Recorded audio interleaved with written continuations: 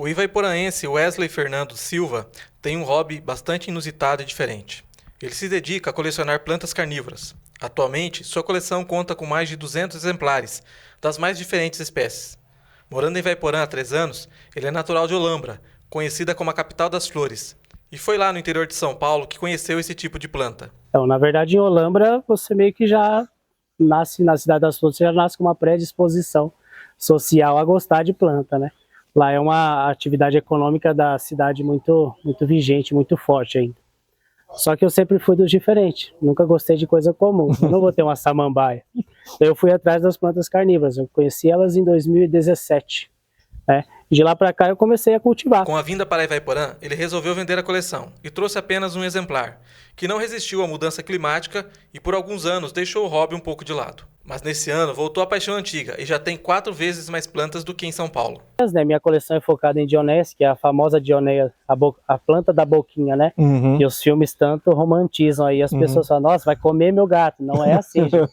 Essas plantas são endêmicas da Carolina do Norte e da Carolina do Sul, nos Estados Unidos, onde vivem em um solo pobre de nutrientes. Mas hoje estão espalhadas por todo o mundo. E os colecionadores realizam uma série de cruzamentos entre as plantas para produzir novos exemplares com cores e formatos variados. E daí o pessoal foi fazendo mutações, viu que uma das sementes nasceu uma planta um pouquinho mais diferente. O cara separou e foi selecionando aquelas características. Aí foram surgindo os cultivares. A planta ficou totalmente vermelha. O cara falou, vou chamar de Red Dragon, no caso esse daqui. Então ele vai lá no órgão que regulamenta essas plantas, né, a nível internacional, manda as informações, uma foto da planta e tudo mais, ele registra o cultivar, tem que pagar uma taxa também. Aí tudo que for tirado da planta matriz, ou seja, mudas como essas daqui, vão passar a ter o mesmo nome da planta mãe, no caso Red Dragon, ou qualquer outra que seja, né? Porque são clones da planta matriz, por isso são cultivares, têm a mesma genética, porque são, né, feitos através da divisão de rizoma. Então a gente diz, né, que a planta, quando é originária de sementes, como eu vou ter aqui algumas sementes, o que nasceu eu não posso chamar de cultivar, porque já não é mais o clone, não é a divisão do rizoma. O colecionador também tem uma variedade em sua coleção com plantas originárias de outras partes do mundo. Wesley também mostrou como essas plantas se alimentam dos insetos. No caso aqui elas têm 3 pelinhos, né? São na verdade tricomas sensitivos de cada lóbulo da folha. Isso aqui, essa estrutura toda é uma folha modificada, não é flor. Então, o inseto ele tem que tocar em 2 desses pelinhos, né, num espaço de tempo muito rápido ou no mesmo muito rápido. Eu vou aqui, para efeito de demonstração, mostrar como seria o fechamento, o funcionamento da armadilha. Olha lá, já fechou. Lembrando que o inseto aqui ele não vai morrer na hora, né?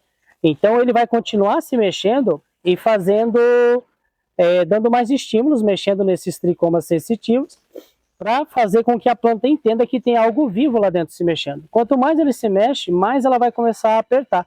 Até o momento que ele vai ficar totalmente vedado lá dentro, não entra mais oxigênio, ela vai liberar uma enzima digestiva que vai absorvê-lo.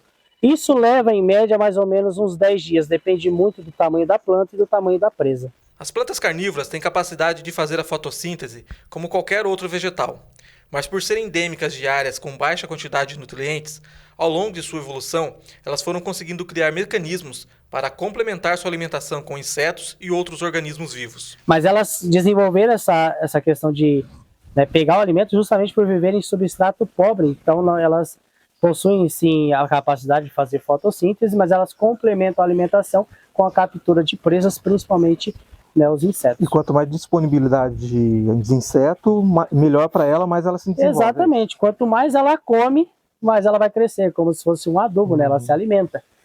E ela come realmente o bicho, né? Ela vai absorver o animal.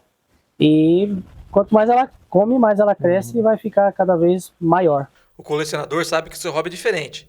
E as reações das pessoas quando conhecem são as mais variadas. Tem gente que tem medo, tem gente que acha legal. Tem gente que fala, ai credo, não quero saber da planta, né?